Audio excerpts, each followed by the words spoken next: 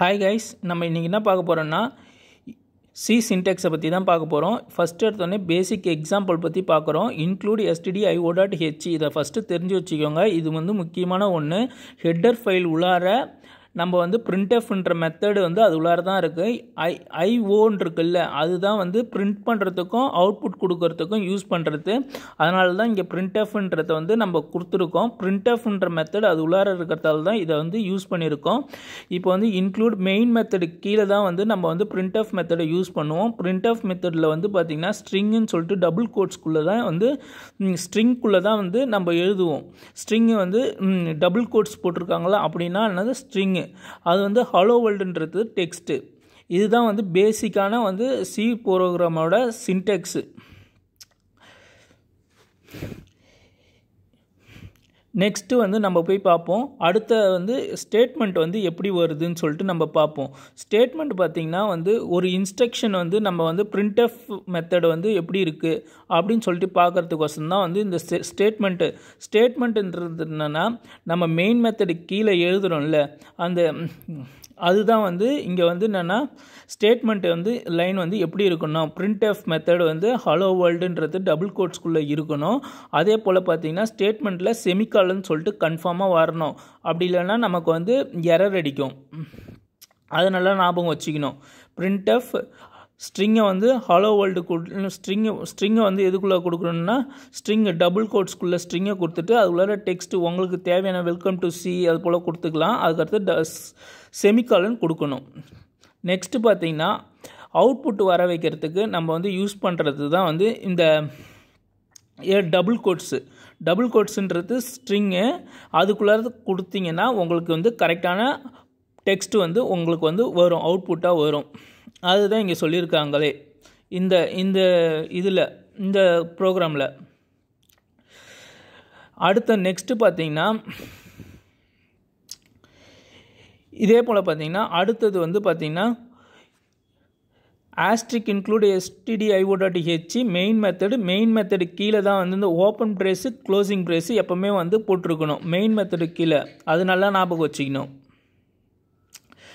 Next பார்த்திங்கன்னு வச்சுக்கிங்களா, new line வந்து ஒரு நியூ லைன்னா /n போட்டிங்கன்னா அது வந்து நியூ லைன். ஒரு லைன் எழுதிட்டீங்க ஒருத்தவங்களை ஒரு பேரா வந்து நீங்கள் ஒரு டெக்ஸ்ட்டை வந்து எழுதி பிரிண்ட் பண்ணிட்டீங்க. அடுத்தது வந்து எனக்கு பிரேக் வேணும், நியூ லைன் போனோம் அப்படின்னு சொல்லிட்டு இருந்தீங்கன்னா /n போடணும். /n இந்த வந்து நல்லா ஞாபகம் வச்சுக்கணும்.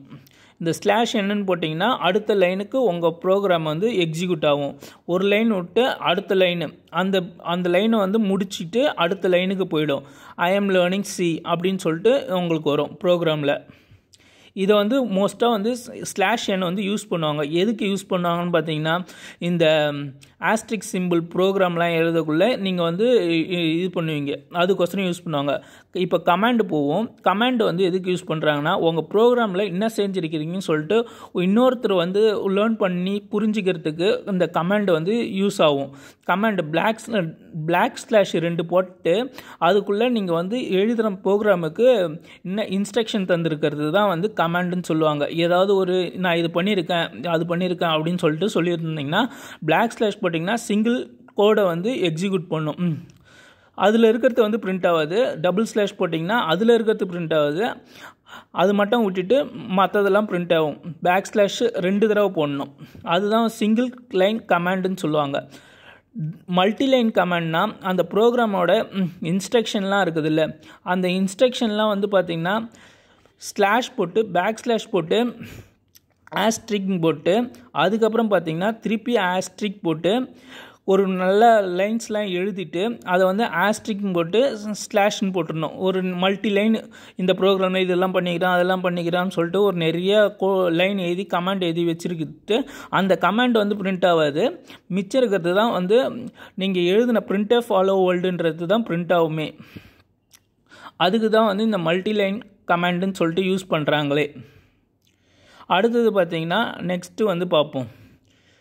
நெக்ஸ்ட்டு வந்து பார்த்திங்கன்னா சி வேரியபிள் பார்த்திங்கன்னா வேரியபிள்னால் வந்து நம்ம வந்து ஏபிசி இதெல்லாம் தான் வேரியபிள் சொல்லுவாங்க. இல்லைனா ஒரு பேர் ஏஜி இதெல்லாம் வந்து சொல்லலாம்.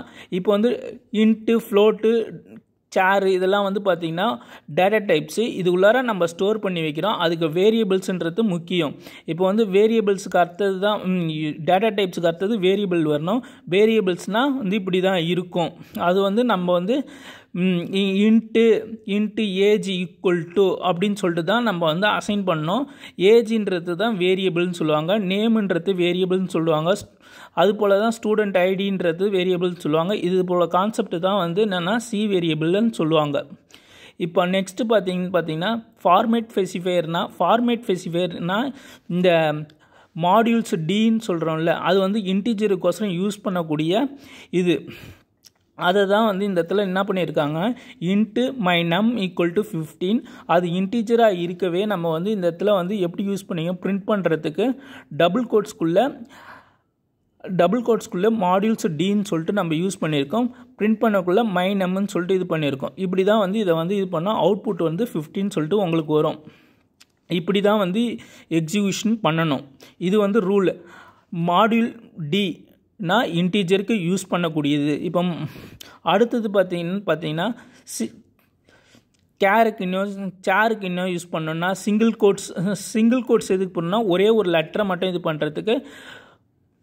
ஃப்ளோட்டுக்கு என்ன பண்ணுவோன்னா டெசிமல் வேல்யூக்கு எஃப் யூஸ் பண்ணுவோம். இதெல்லாம் நம்ம தெரிஞ்சு வச்சுக்கணும்.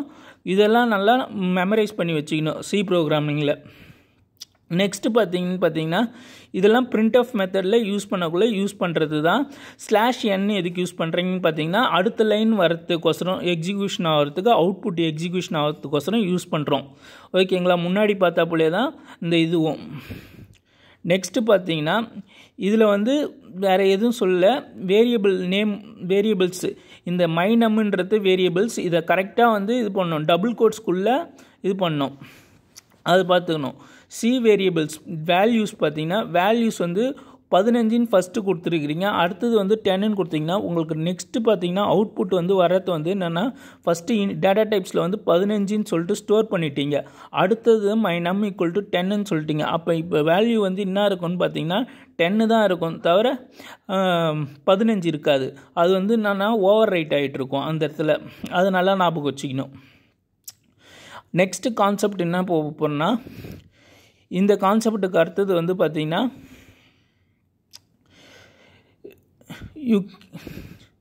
ஒரு வேரியபிள்லேருந்து இன்னொரு வேரியபிள் போகிறது. இப்போ வந்து டேட்டா டைப்ஸில் வந்து ஸ்டோர் பண்ணிட்டீங்க, அடுத்தது வந்து இது பண்ணிட்டீங்க. அதான் இப்போ வந்து பார்த்திங்கன்னா மல்டி வேரியபிள்ஸை ஸ்டோர் பண்ணுறதுக்கு ஒரு டேட்டா டைப்ஸை வந்து போட்டுட்டு இன்ட்டில் வந்து எக்ஸ் எல்லாத்துக்கும் ஒரே காமனான டேட்டா டைப்ஸ்னால் நீங்கள் இன்ட் இது போலையும் அசைன் பண்ணலாம்னு சொல்கிறாங்க. x = 5, y = 6, z = 50. அப்போ லாஸ்ட்டாக செமிகலன் போட்டுடணும். இது நல்லா முக்கியமாக. printf = டபுள் கோட்ஸ்குள்ளே மாடியூல்ஸ் டின்னு சொல்லிட்டு அதுக்குள்ளே என்ன பண்ணோம், டபுள் கோட்ஸ்குள்ளே இதை எழுதணும். அதுக்கப்புறம் பிரிண்ட் பண்ணக்குள்ளே நீங்கள் வந்து x + y + z அப்படின்னு சொன்னீங்கன்னா இந்த மூணுத்தையும் கூட்டி நமக்கு 61ன்னு சொல்லிட்டு பிரிண்ட் அவுட் ஆகும். அதை நல்லா ஞாபகம் வச்சுக்கணும். இப்படி தான் வந்து ப்ரோக்ராம் வந்து எக்ஸிக்யூஷன் ஆகும்.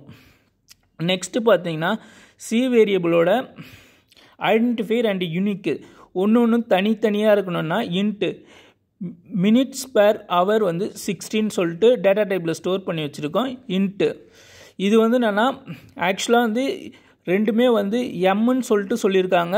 m = 16 சொல்லியிருக்காங்க, மினிட்ஸ் பெர் ஹவர் = 16 சொல்லியிருக்காங்க. ரெண்டுமே வந்து ஒரே போல் தான் இருக்கும். நெக்ஸ்ட்டு பார்த்தீங்கன்னா நெக்ஸ்ட் வேரியபிள் போவோம். அடுத்தது வந்து என்னென்னா அடுத்தது பார்த்தீங்கன்னா உங்களுக்கு வந்து அடுத்தது பார்த்தீங்கன்னா ரியல் லைஃப்பில் நடக்கக்கூடிய எக்ஸாம்பிள் பார்த்தீங்கன்னா டேட்டா டைப்ஸ் எப்படி ஸ்டோர் பண்ணுறாங்க. இன்ட்டு ஸ்டூடெண்ட் ஐடி = 15 ஸ்டோர் பண்ணியிருக்காங்க. அதுக்கடுத்து ஸ்டூடெண்ட் ஏஜ் 23, அதுக்கடுத்து ஸ்டூடெண்ட் ஃபீஸு 75, அதுக்கடுத்து ஸ்டூடெண்ட் கிரேடு வந்து சேர் யூஸ் பண்ணியிருக்காங்க. சேர் யூஸ் பண்ணக்குள்ளே உங்களுக்கு வந்து பார்த்திங்கன்னா சிங்கிள் கோட்ஸ்குள்ளே யூஸ் பண்ணோம், அது பார்த்துக்கணும். வேரியபிளை பிரிண்ட் பண்ணக்குள்ளே எப்படி வந்து இந்த டபுள் கோட்ஸ் கொடுத்துட்டு இந்த % d இருக்குன்னா அந்த இடத்துல தான் வந்து உங்களுக்கு வந்து என்னென்னா இந்த 15 வந்து பிரிண்ட் ஆகுமே. ஓகேங்களா, இந்த பிரிண்ட் ஆகும். எப்படின்னா ஸ்டூடெண்ட் ஐடி இதை வந்து டபுள் கோட்ஸ் போட்டு முடிச்சிடணும். டபுள் கோட்ஸை போட்டு முடிச்சுட்டு இந்த இடத்துல கமா போட்டு இது போல் தான் எழுதணும். இதை நல்லா ஞாபகம் வச்சுக்கணும். இந்த லைன் வந்து இப்படி தான் இருக்கும். டபுள் கோட்ஸ்குள்ளே தான் வந்து இப்படி இருக்கும். /n போட்டிங்கன்னா அடுத்தடுத்த லைனு ஏரியா ஆஃப் ரெக்டாங்குலர் எப்படி போடணும்னா அந்த ப்ரோக்ராமுக்கு எப்படி எக்ஸிக்யூஷன் ஆகுது. லென்த் இன்ட்டு வித்து அப்படின்னு சொல்லிட்டு போட்டிருக்கோம் ஏரியா. அப்போ பார்த்தீங்கன்னா லென்த்தையும் வித்தையும் கூட்டினா உங்களுக்கு வந்து ஏரியா வந்து கண்டுபிடிச்சிடலாம். அதுக்கோசரம் வந்து இந்த லென்த் இஸ் அப்படின்னு போட்டுட்டு printf மெத்தடை வந்து யூஸ் பண்ணிவிட்டு உங்களுக்கு மாடியூல்ஸ் டீன்னு சொல்லிட்டு இருக்காங்க. ஏன்னா இது வந்து இன்டீஜராக இருக்கவே டீன்னு போட்டிருக்காங்க. வித் இஸ் தி இன்டீஜர் வந்து மாடியூல்ஸ் டீன்னு போட்டிருக்காங்க. லென்த்தையும் வித்தையும் இது பண்ண போகிறீங்க. இந்த ரெண்டுத்தையும் ஏரியா ஆஃப் ரெக்டாங்குலர்னு போட்டுட்டு இது வந்து நான் ஆன்சர் வந்து உங்களுக்கு வந்து எதில் வந்து உங்களுக்கு பிரிண்ட் ஆகும்னு பார்த்தீங்கன்னா உங்களுக்கு வந்து டீல தான் பிரிண்ட் ஆகும். இங்கே ஏன்னா இன்டீஜரில் தான் பிரிண்ட் ஆகும். அதனால் மாடியூல்ஸ் டீன்னு போட்டுட்டு அந்த ஏரியா வந்து பிரிண்ட் பண்ணிடுறோம். Thank you friends. பிடிச்சிருந்தா லைக் பண்ணுங்கள்.